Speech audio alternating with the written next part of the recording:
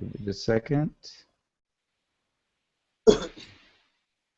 Hey, everybody, and welcome to the first episode of The Spiritual Activist. I could not be more thrilled to be with you today. My name is Michael Mataluni from kickassdad.org. I've got an extraordinary panel of transformative souls with me on the show today. We've got Andrea DiLorenzo from soulfulfilled.com. Hello, Andrea. Hi there. Hi, everybody.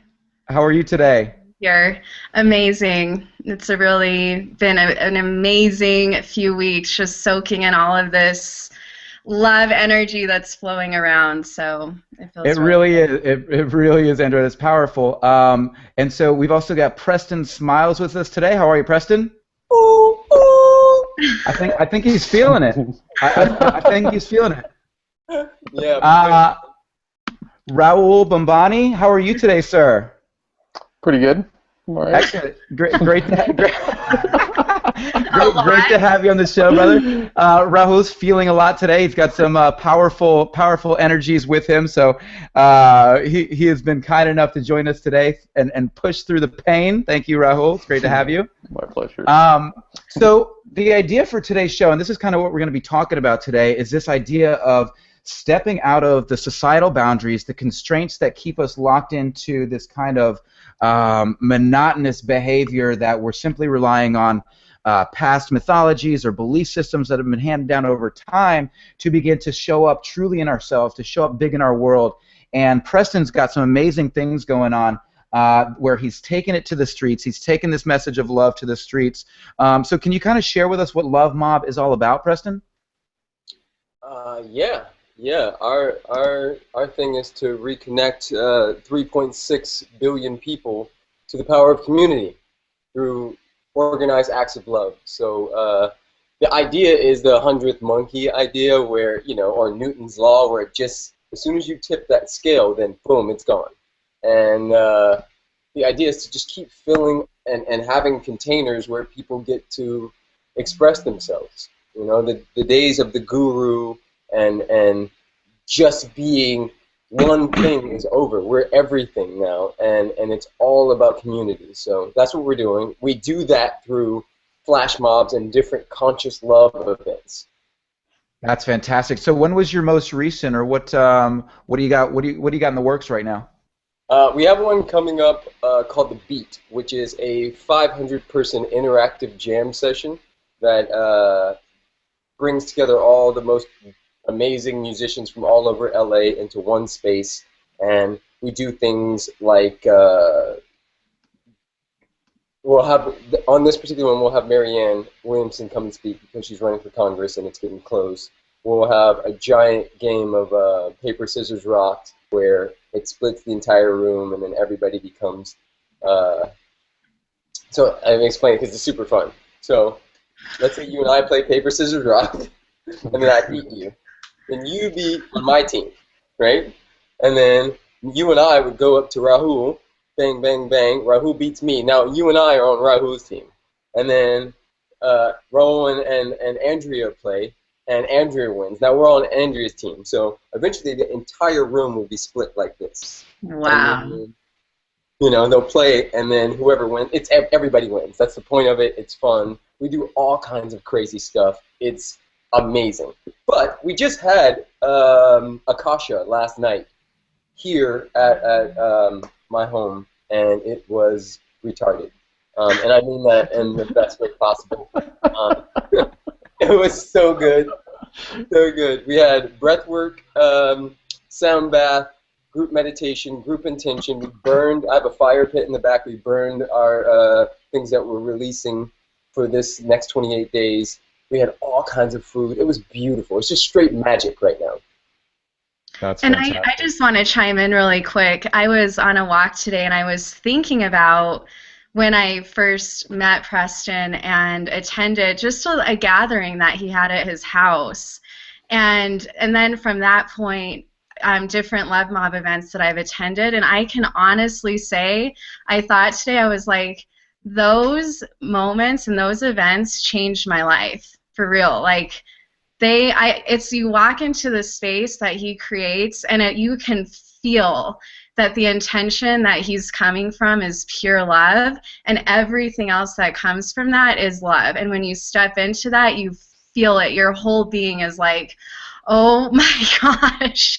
I mean, truly, it literally like shifted my whole insights to the experience of what love as community really is. So, I mean, him and everybody involved in the Love Mob organization is all a part of that. Yeah, thank you. And that's, it's a us thing. Rahul's a part of that. Everybody who comes, it doesn't exist unless we all walk into it. Right. The only thing we're doing is setting up the container. Everybody else is awesome. Like, it's that's happening. So thank you, though. And you are so beautiful. Look at you all shining and looking all good over there in Denver. It looks like David, my partner on Kick-Ass Dad, has joined us. Hello, David. Hi, David. Hello, everybody. Big D. Big D. Oh, I like that. Great to have you, brother. So I want to kick this idea around because you guys are, the intention that everyone wins, and that's something that I feel deeply and passionately about. But we are moving from this kind of competition-based society. What has been your experience, and this goes for any of you, what has been your experience of, kind of bringing these ideas forward and getting the rejection from, society at large going, no, love is not the answer, you're fooling yourself, that's magical thinking, and how do you kind of face that and say, no, we're really all connected, we're one, and we're going to take action on this. What are you guys finding out there as you're moving forward with your messages? I find, am I allowed to? Please, David. The other guy with the red. I mean, whenever there's some quiet noise, I'm going to jump in. No, I find that me, I've always been a competitive person. It wasn't because that's who I am. That's because of what I was raised in. I was raised around a bunch of athletes and stuff like that. Big family, big hearts and stuff like that. But it was all competitive, and I was always at conflict between being taught that it's all about team and it's all about us and we're all here together and it's all about love and this other person, and then being taught by the same people that it's that somebody has to lose, right? And I just don't believe that. I've never really felt comfortable with that. I was fine with the game, everyone just playing together. The score wasn't that important to me, and it's not that important to me when in this great game of life. So I find a lot of opposition in that. Once people start hearing the talk like this, the love and the foo-foo talk, as David Wood calls it, the woo-woo, that they go, oh well, that's all fine and dandy, but that doesn't apply in the real world. That's not the way the real world works, And then you kind of have to challenge that or challenge them and say, well, why is that? The real world works a certain way because certain people put things into place. So why don't we just change that? I don't necessarily have to win anymore. And I found that when I started looking at things differently, where I didn't personally have to win, so therefore this, I can allow this other person to go forward, or to lift them up with me. That I didn't necessarily change the world as a whole, but I certainly changed mine, and by changing mine, I changed a small piece of it, even if it was only me. And I found that it's really I can't preach this out there. I can only really teach it through my actions. To my daughters, to my friends, to my neighbors, to the people that I see, that I smile at in the grocery store. That I let go ahead of me.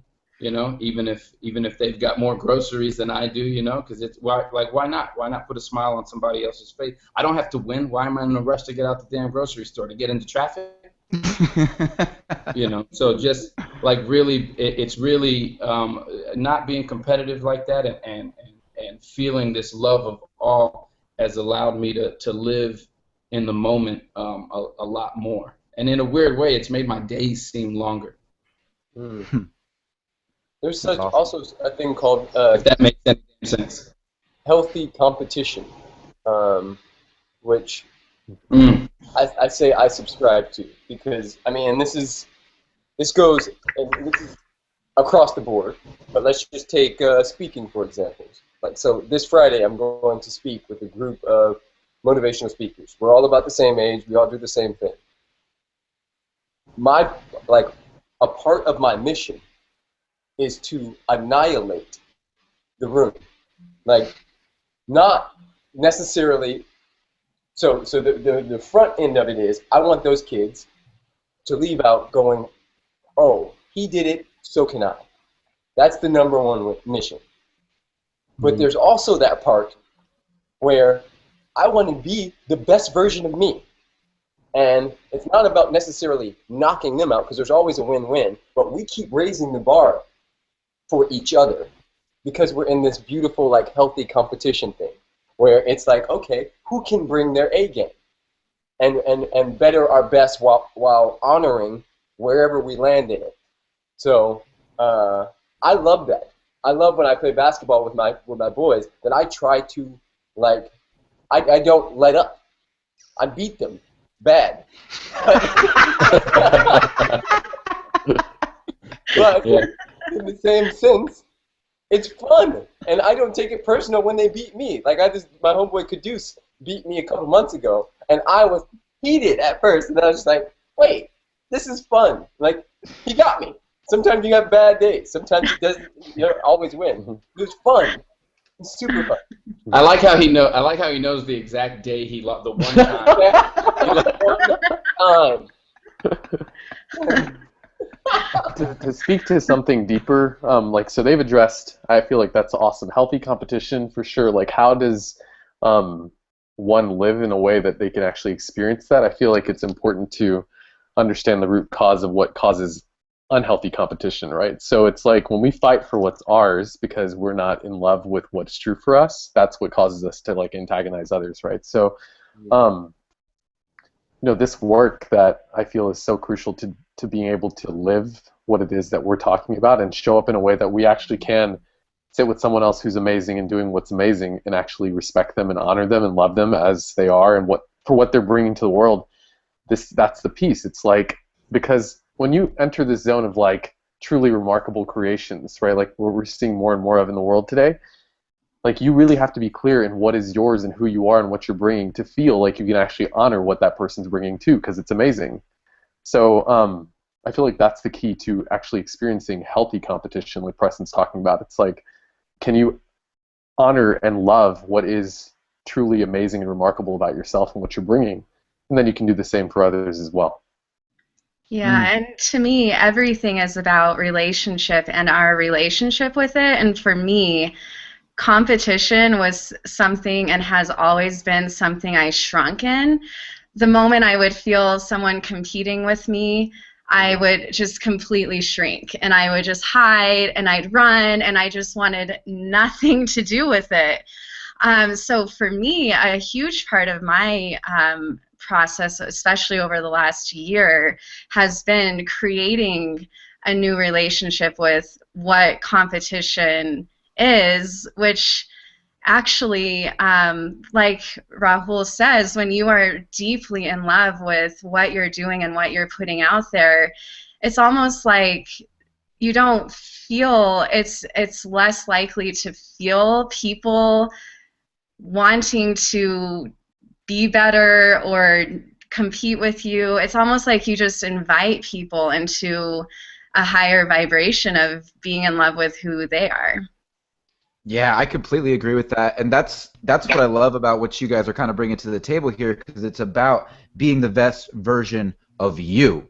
And when you can be the best version of you, then you're inspiring other people to be lifted up. It's like the biggest problem that we have in this world is that we, to your point, Andrea, is that we shrink ourselves in order to be more okay or fit in more. And so what you guys are doing is actually stepping up and out into the world to begin to let your light shine brighter. And it's through that allowing your light to shine brighter that lights the path for other people. And I think we've missed that somewhere along the way. And so I love how you guys are kind of bringing that full circle.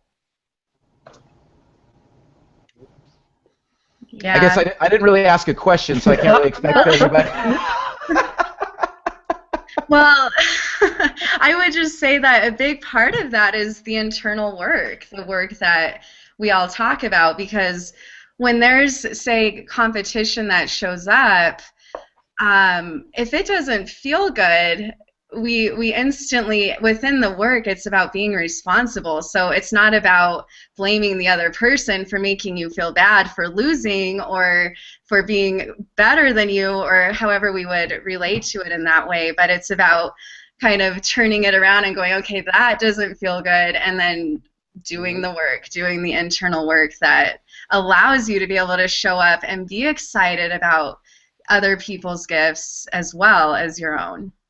Yeah, and this internal work's hard stuff. It is. It is. I think it's also a lot has to do with perspective. Mm-hmm. Because when we really honor that, like, we all know that it's always the journey and not the destination. So if my perspective is I always win if I enter the arena, then that does something different cellularly, you know, because a lose, So true. in our society, the way it's been built up and the body catches everything, does something to the cells. You know, it's matching that. But if my perspective is I always win, because it's always about the journey, the process of that thing, and not the actual end result, then we have a whole different ballgame. And to speak on it from the level of them, which there is no them, we all know that. I'm not preaching, but we know that there is no them. But in the confines of how we started this, the them that believes that, oh, that love stuff is foo-foo and that doesn't apply to this world. Well, that them is changing everything they can, because their bottom line is money, and the consumer is getting smarter. This conscious woo-woo stuff has found its way into everything at this point. Like, I heard a Spotify commercial the other day that was like, you know, want to live a better life? Want to activate your consciousness? And I'm like, what? Like, it's everywhere. Like, everywhere. So, I don't know. I think that old system is dying out. Yeah. And we're ushering in the new, and the new is the old, really. It's what we were born with and encoded with, and we're just coming back to that at the end of the day. I do understand this one thing, and I want to talk about this. Maybe we don't, maybe we do. But a friend of mine was talking the other day about this girl who he's trying to date, but she has him in the, like, gay best friend category. And but he's not We gay. just did a show about that. Yeah. And because he knows that, he's not activating his sexuality.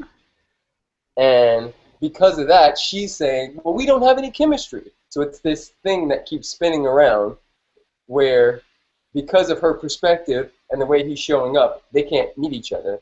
And then I brought up that idea, the old caveman idea, that, you know, somewhere encoded in the woman is to have the strongest thrower and the biggest man and the provider thing, you know, and what that looks like.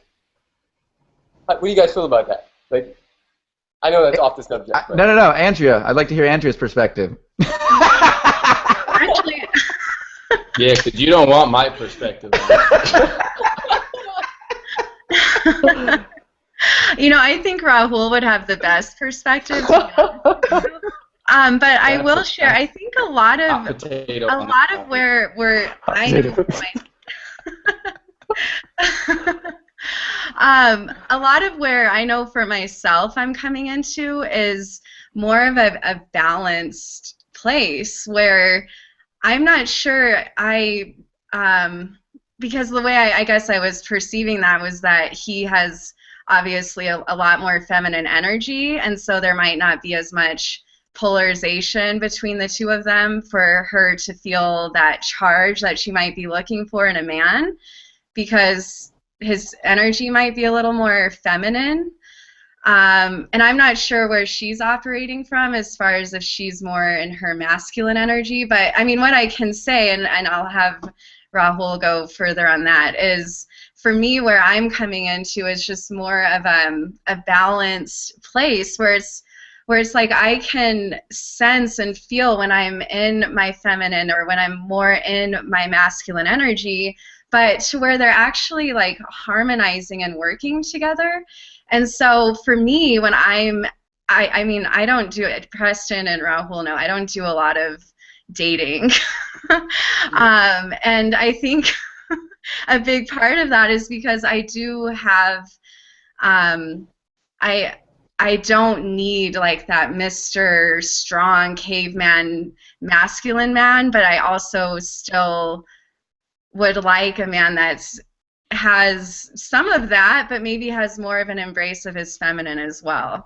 So to me, it's more about our own internal relationship with those energies, and then, you know, it goes from there. Well, I'll turn it over to Rahul on that, but real quick to just to kind of solidify that point, and that's a great point. I think you both made this point, was that when you're showing up in a certain way, so if you think, you know, you have an attraction to somebody, but you don't believe they have an attraction to you, how are you showing up? To your point, Preston, on that cellular level, how are you showing up to that situation? Is it in a sense where to your point, I'm winning just by entering the arena, or is it I've already lost before I started? And so if you're coming into it, I've already lost before I started, you're not going to show up in a way that's going to be attractive to anyone, much less her. I guess that would be my perspective on that. Rahul, what about you? First of all, I'm pretty sure he made it clear it was a friend he was talking about. Right? We're not talking about my man here. Oh yeah. He said it was a friend, not him, Mike. Right. Okay. Yeah. Right. Exactly. Yeah. It's all friend. he does is win, no matter what. That's awesome.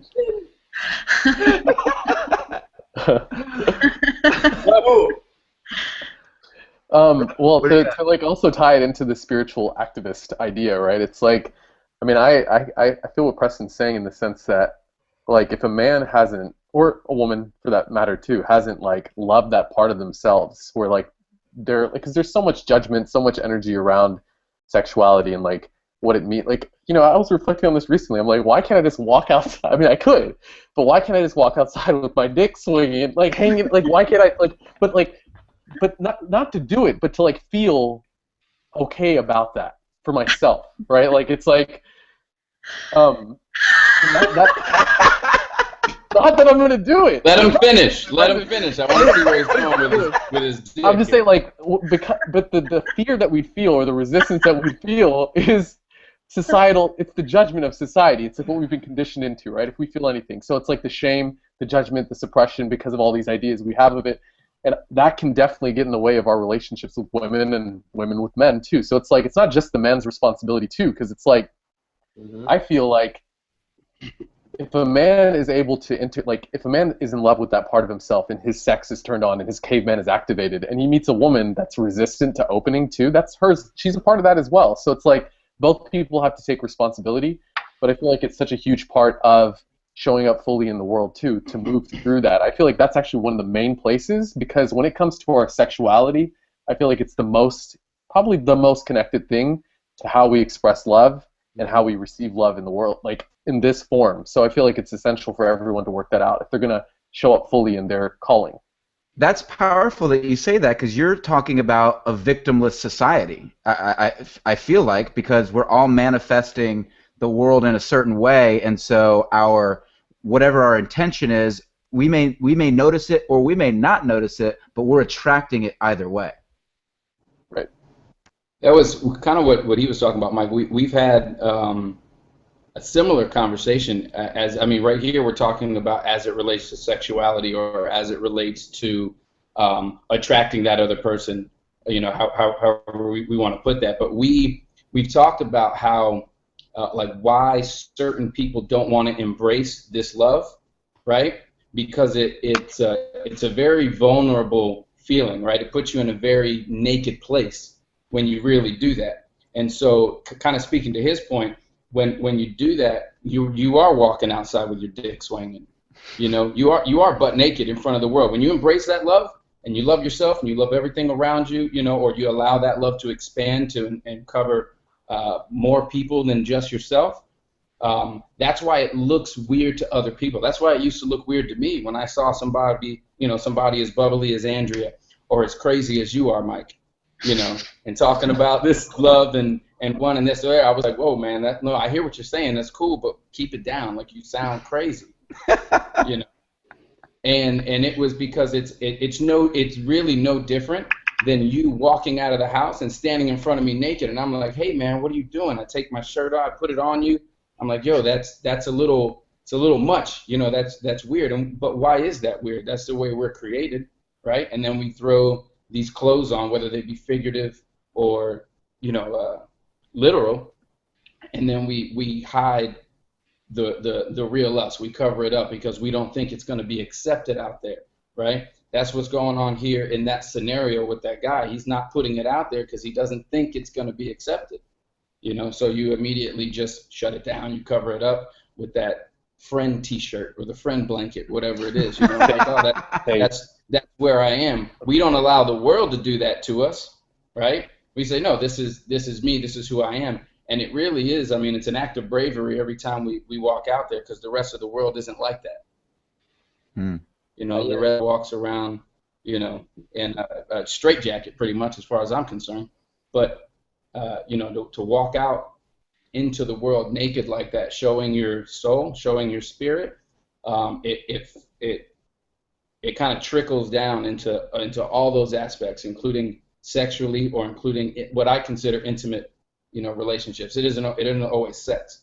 You know, really getting to know somebody is intimacy to me. So for me personally, like, it's opened up a whole lot when I decided to step into that ring, as if, hey, this is me, you know, kind of, you know, speaking to what you were saying, you know, you could be attracted to me or not, but this is me. Right. No, that's powerful. Thank you. Sorry, go ahead. Go ahead. I'll just say this really quick, and then Preston. A big part of that is also releasing attachment of how the other person shows up or how the other person responds to you. And when you really step into that, and when you really step into it yourself, you find less of, you take things less personally, and you can just take whatever it is that they're showing you about yourself for what it is without attaching to it as meaning something about who you are. Love it. Thank you, Andrea. Preston, did you have something on that? Well, I just wanted to have us sit in a query for a second. So you're walking in a garden, and you see all these beautiful roses. And if we were rose pickers, we would want to pick the healthiest, tallest, most fragrant rose in the garden. Yes? No? Maybe so? Right? Sure. If I've never been a rose picker, but if I was, I could see that as being fair. Or strawberries or anything. Right?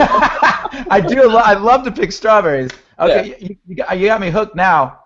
We're talking strawberries. Exactly. So I've been sitting in the idea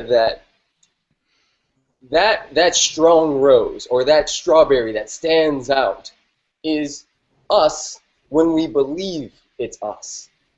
So it's not necessarily about the societal ways in which we call ourselves beautiful and symmetrical and all of that other stuff, but it's the belief, the knowingness inside.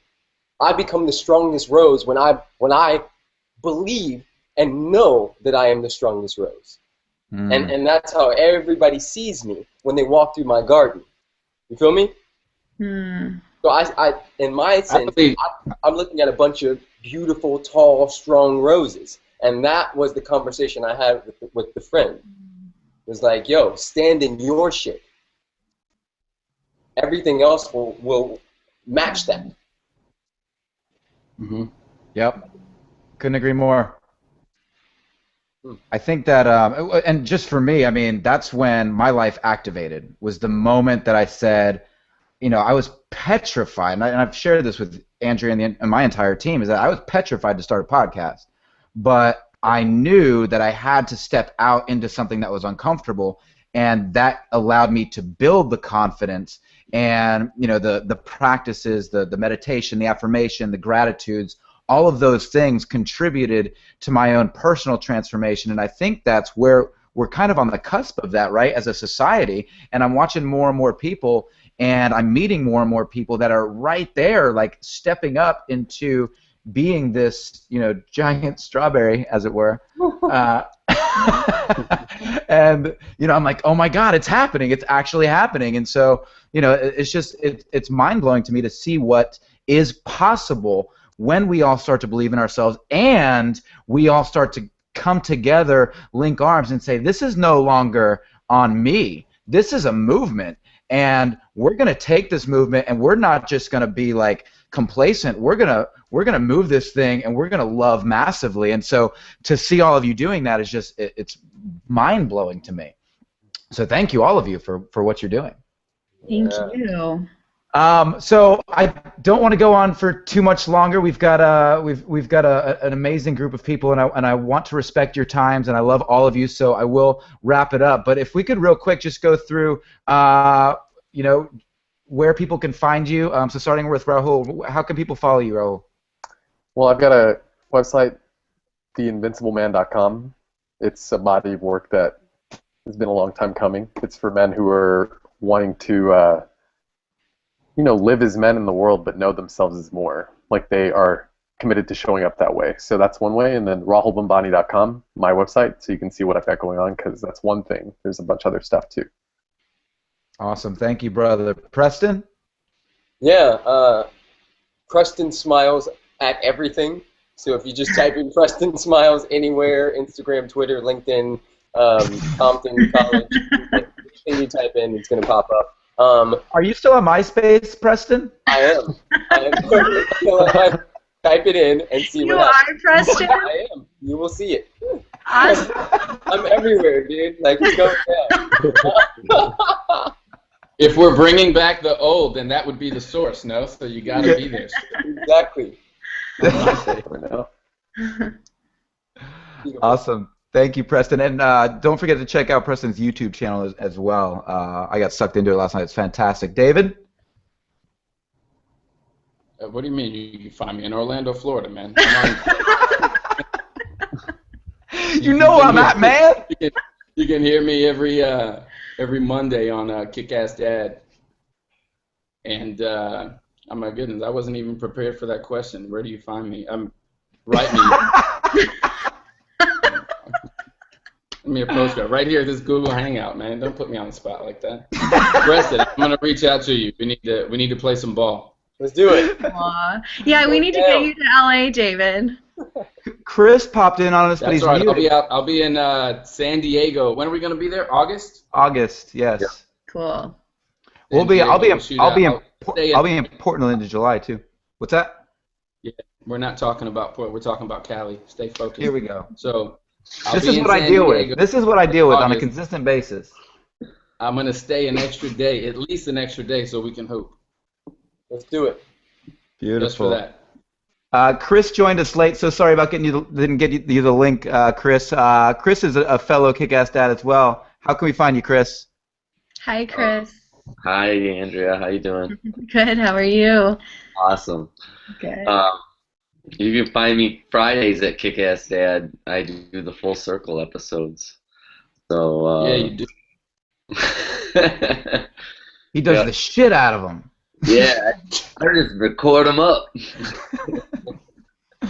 Awesome. Thank you, Chris. Andrea. I have a website coming, but in the meantime, you can find my blog. That's just, I call it purely an observation of my journey over the last couple years into opening my heart. So that is soulfulfilled.com. And then any social media, Andrea, same thing. Just Andrea DiLorenzo. Type me in and you'll find me.